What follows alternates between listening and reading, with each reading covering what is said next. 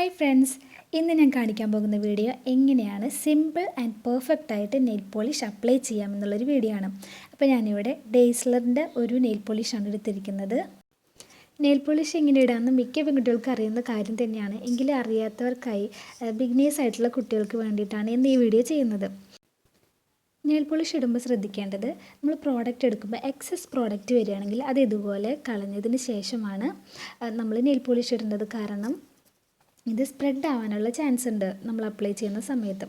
അപ്പോൾ ആദ്യം നമ്മൾ സെൻറ്ററിലായിട്ട്, അതായത് നെയിലിൻ്റെ സെൻറ്ററിലായിട്ട് അപ്ലൈ ചെയ്യുക. പിന്നീട് രണ്ട് സൈഡിൽ, അതായത് നെയിലിൻ്റെ ലെഫ്റ്റിലും റൈറ്റിലുമായിട്ട് നമുക്ക് പതുക്കെ നെയിൽ പോളിഷ് അപ്ലൈ ചെയ്യാം.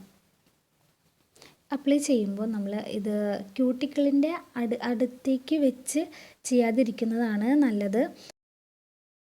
എന്നിട്ട് രണ്ട് സൈഡിലും അപ്ലൈ ചെയ്തതിന് ശേഷം സെൻറ്ററിൽ ഒന്നുകൂടെ നമുക്കതൊന്ന് ഈവൺ ആക്കി കൊടുക്കാം. എക്സസ് ആയിട്ട് വന്നിട്ടുള്ള പ്രോഡക്റ്റ്സൊക്കെ ഈവൺ ആക്കി കൊടുക്കാം.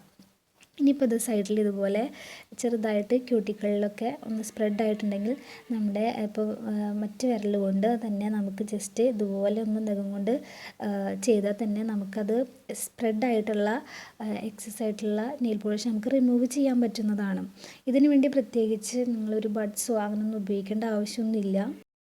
ഇങ്ങനെ ചെയ്യുമ്പോൾ നമ്മുടെ ആ വിരലിൽ നെയിൽ പോളിഷ് ആവാൻ ചാൻസ് ഉണ്ടല്ലോ. അപ്പോൾ അത് നമുക്ക് ഒരു നെയിൽ പോളിഷ് റിമൂവർ വെച്ച് തന്നെ ഈസി ആയിട്ട് റിമൂവ് ചെയ്യാവുന്നതാണ്. പിന്നെ നമ്മൾ അപ്ലൈ ചെയ്യുമ്പോൾ ശ്രദ്ധിക്കേണ്ട ഒരു കാര്യം എന്ന് വെച്ച് കഴിഞ്ഞാൽ, നമ്മൾ എസിയോ ഫാനോ ഇട്ടിട്ടുണ്ടെങ്കിൽ അത് ഉടനെ തന്നെ ഓഫ് ചെയ്തതിന് ശേഷം മാത്രം നമ്മൾ നെയിൽ പോളിഷ് അപ്ലൈ ചെയ്യുക. കാരണം ഇത് കട്ട പിടിക്കാനുള്ള ചാൻസ് ഉണ്ട്. കട്ട പിടിച്ച് കഴിഞ്ഞാൽ നമുക്ക് നല്ല ഈവൺ ആയിട്ട് നെയിൽ പോളിഷ് അപ്ലൈ ചെയ്യാൻ വളരെ ബുദ്ധിമുട്ടായിരിക്കും. അതുകൊണ്ട് നിങ്ങളെപ്പോഴും എസിയോ ഫാനോ അങ്ങനെ തണുപ്പുള്ള എന്തും ഓഫ് ചെയ്തതിന് ശേഷം മാത്രമേ നെയിൽ പോളിഷ് അപ്ലൈ ചെയ്യാൻ പാടുള്ളൂ. നമ്മൾ പുതിയതായിട്ട് നെയിൽ പോളിഷ് ഇടുമ്പോൾ ആദ്യം ഇട്ടിരുന്ന നെയിൽ പോളിഷ് കംപ്ലീറ്റ് ആയിട്ട് റിമൂവ് ചെയ്തതിന് ശേഷം മാത്രമേ പുതിയ നെയിൽ പോളിഷ് അപ്ലൈ ചെയ്യാൻ പാടുകയുള്ളൂ. ഇല്ലെങ്കിൽ അതിൻ്റെ മുകളിൽ നമ്മൾ നെയിൽ പോളിഷ് ഇടുമ്പോൾ അത്ര ഭംഗി കാണില്ല. പിന്നെ നെയിൽ പോളിഷ് ഇടാൻ തുടങ്ങുന്നതിന് മുൻപ് തന്നെ നമ്മുടെ നെയിലൊക്കെ ഷേപ്പ് വരുത്തിയതിന് ശേഷം നെയിൽ പോളിഷ് ഇടുക. നെയിൽ പോളിഷ് ഇട്ടതിന് ശേഷം നെയിൽ ഷേപ്പ് വരുത്തുമ്പോൾ അത്ര ഭംഗി വരില്ല. നമ്മളിട്ട നെയിൽ പോളിഷ് ചീത്തയായി പോവുകയാണ് ചെയ്യുക. ഇനി നിങ്ങളൊരു ബിഗിനർ ആണെങ്കിൽ സൈഡിലോട്ടൊക്കെ സ്പ്രെഡ് ആവാൻ ചാൻസ് ഉണ്ടെങ്കിൽ ഈ ക്യൂട്ടിക്കളിൻ്റെ ഭാഗത്തായി വാസ്ലിൻ അപ്ലൈ ചെയ്യാവുന്നതാണ്. ഈ വാസ്ലിൻ അപ്ലൈ ചെയ്യുമ്പോൾ നമ്മളിപ്പോൾ സ്പ്രെഡ് ആയി കഴിഞ്ഞാൽ തന്നെ നമുക്കത് ഈസി ആയിട്ട് ഒരു കോട്ടൺ വെച്ചിട്ടോ അല്ലെങ്കിൽ ഒരു ബഡ്സ് വെച്ചിട്ടോ അത് ഈസി ആയിട്ട് നമുക്ക് അവിടെ നിന്ന് റിമൂവ് ചെയ്യാൻ പറ്റും.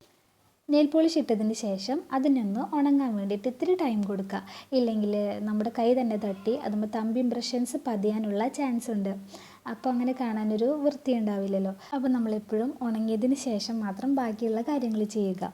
നെയിൽ പോളിഷ് ഇട്ടതിന് ശേഷം പെട്ടെന്ന് ഉണങ്ങി കിട്ടാൻ വേണ്ടിയിട്ട് തണുത്ത വെള്ളത്തിലേക്ക് കൈകൾ മുക്കി വയ്ക്കാവുന്നതാണ്. നിങ്ങൾക്ക് ഈ ചെറിയ വീഡിയോ ഇഷ്ടപ്പെട്ടിട്ടുണ്ടെങ്കിൽ തീർച്ചയായും സബ്സ്ക്രൈബ് ചെയ്യുക, ലൈക്ക് ചെയ്യുക. Thank you for watching.